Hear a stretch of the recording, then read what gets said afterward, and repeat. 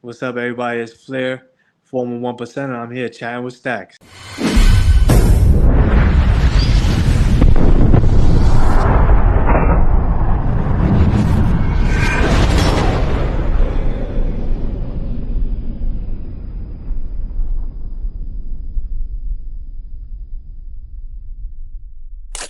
Welcome to this episode of Chatting with Staxx. I'm your host, Bill Staxx, and today I got Flair, 1%. Slightly because they knew that I was prospecting, that I didn't need to prospect. Like they knew that I already knew how to move as a member. They just, I just wanted to prospect because I didn't want it to be, oh, they went up there and they got their patches. They just went up there. I didn't want it to be none of that. We earned our patches. We left. We earned our patches outright. Nobody could say a thing about how it happened. Yeah, but so you guys leaving the Bronx, they can't make an issue with it, with them up there, and So try to cut it? they could have, but at the time, right? Um, one of the guys from the upstate charter happened to be in the city in this time, right? So he said, when you're in a club, now I don't know how every other club works, but certain clubs, if another charter is having a meeting, as long as you're a full patch member, you can attend that charter's meeting. So he was attending the meeting. So I made sure to be very clear of everything that I needed him to say. And one of the things that I made him clear out say was, "You're good." So once you say, "I'm good, I'm not out bad," you have no reason to put me out bad. So I made sure that I did it in a way that he couldn't put me out bad. Because if he would have put me out bad, then it's just like, that's just a personal situation. But then you wouldn't be able to go get your patches up there. Right. It would be done. Absolutely. But I played it in a way where it wasn't, I wasn't overly aggressive or anything like that. I was just straight up like, "Look, dude, like this is not for me," and that's that. And nobody knew that I was, gonna go upstate or anything like that. I knew. They thought you were just laying your patches and walking away. Mm-hmm. But your plan was to go up there and Yes. join them. Mm-hmm. When you start prospecting for them, do you ever run into these guys with your new patches on? My first time coming out with patches was at an event in the Bronx at one of their parties. And what happens? It was actually every first Sunday of September they throw a big celebration for Black Eddie because he died in the beginning of September. So they throw a big celebration for him every year, and that was when I went back with my patches. And what happens? What do they say when they see you? Nothing happened because it came out beforehand. It came out before the event that like it was like some rumors going around. Yeah. So the president, like they called the president from upstate and they were like, "Oh, what's going on?" Blah, blah. And he told them straight up. He said, "Look, we're not beating around the bush. Those guys are with me now. That's it. Simple." And that was it. Like they didn't question it or nothing. They didn't, that was that.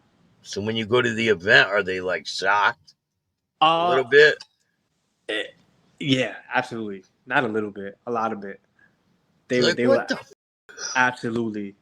And then it was they were I feel like they were mad, but they couldn't show it.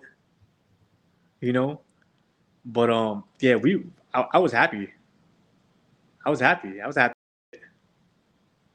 But you just have a bottom rocker at this point in the MC, right? Just bottom rock at MC, So they know what it is, and I was obviously. and I was still happy. Yeah. I was still happy, dude. But so you being a prospect, you still have to show respect to the Yeah. people that are in the club. Yes. Can they like tell you to do stuff being from that chapter? Like what's Yes. that about?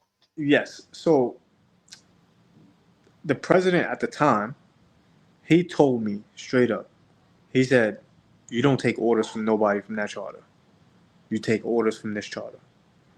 So I understand, but I know why he was telling me that because he knew what the situation was with the guys in the Bronx, and he knew that they were gonna try to take advantage because I was a prospect again, because my guys were prospects again, and sure enough, they did. They tried, not with me, but one of the guys that I went upstate with, they tried it. What did they? What And happened? they I forgot what it was, but they tried to like make him do some. I don't remember the exact situation that happened, Something but like do security or watch no, that it was bike like or yeah, something. but they did it like they were trying to like be overly aggressive about it.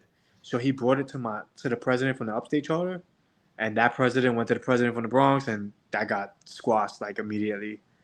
Like it immediately got handled. So then, how long until you get your patches? Uh, I would say about 8 9 months, something like that. After you get your patches, when you finally get your patches, you get the straight up member patches this time, right? What's So that feeling like? no, no, I don't. I get the full back again, and I still have to earn the last patch. That last patch, I still had to earn that patch. Yeah, I still had to earn it because so that was the thing in the Bronx. They didn't want to give me that patch because when you get that patch, then you qualify to become an officer. Then you qualify. You can't be an officer with just a pullback. You know, you have to have that last patch in order to qualify for these extra things. So I felt like in the Bronx they weren't trying to give me that last patch because they didn't want me to hold a position. They didn't want me to have any authority. yeah. So I worked for the patch upstate. I got the patch, and I got the patch, and within a few months, I was back in the Bronx. I was And back in the Bronx within a few what was that months. experience like? Once you go back to the Bronx, you have the full patch. Now you're a full fledged member, right? Well, it was it was a it was a little rocky because the reasoning of me going back to the Bronx wasn't the best. So I I became the sergeant at arms upstate. I ended up becoming the sergeant at arms upstate, and now something happens in the Bronx with the Bronx Charter, and the president in the Bronx is not doing his job or what he's supposed to be doing. So the national charter comes together and says, "Look, you know, we have to change something in the Bronx." So the guy that they want to come in and take over as president in the Bronx, he tells the national charter, he says, "I'll take over the Bronx, but the only way I'm doing it is if I can have Flair as my VP." What? Right. And And do you know about this, or is no, this you no, coming in from left field? I don't know nothing about this. So I don't know, dude. I know nothing about this. I know about. I'm already agreeing to transfer to back to the Bronx because I lived in the Bronx. I'm from the Bronx. I was born and raised in the Bronx. I didn't want to leave the Bronx in the first place. Yeah. I only left because of everything that happened. So now But you live upstate now? no, no, You no. I live was by still these living in the guys? Bronx. Oh, but you're just driving up. You're riding up there. Yeah. So something happens. Something happened, and you know, the new president or whatever is not living up to his name. So national comes around, and they're like, "Oh, we gotta make this change, whatever case may be." I say, "Okay, I'm willing to transfer back to the Bronx because you're gonna need guys. I'm willing to transfer back to the Bronx, me and the three other guys. Well, it's actually four other guys now because I had another guy with me that was upstate, and I brought him back. So we come back, and dude, we were about to have this meeting, and the president pulls me to the side. He says, "Look, you know, I want you to be my VP." And I'm like, "The f- do you mean? Like, this is 10 minutes before we're going into this meeting." Like, I'm like, "What the f-? Like, I just became the sergeant at arms upstate." I'm like, so we go into the meeting, and I accept it, you know, and that was that. I came back as the vice president. So now, but the old president that they took out, does he lose his patch altogether, or is he still in the club? No, so he's still in the club, but the president that was taking over with me just said, you know, I feel I feel like you guys shouldn't be in this charter. And I understood, and I definitely understood. So there was a handful of guys that left the Bronx charter and went to the Connecticut charter, and we kind of stepped in and tried to pick up, whatever pieces were left over. Now that you're a full-fledged member, when you're out in public, is there any situations that happen to you because of the back patch?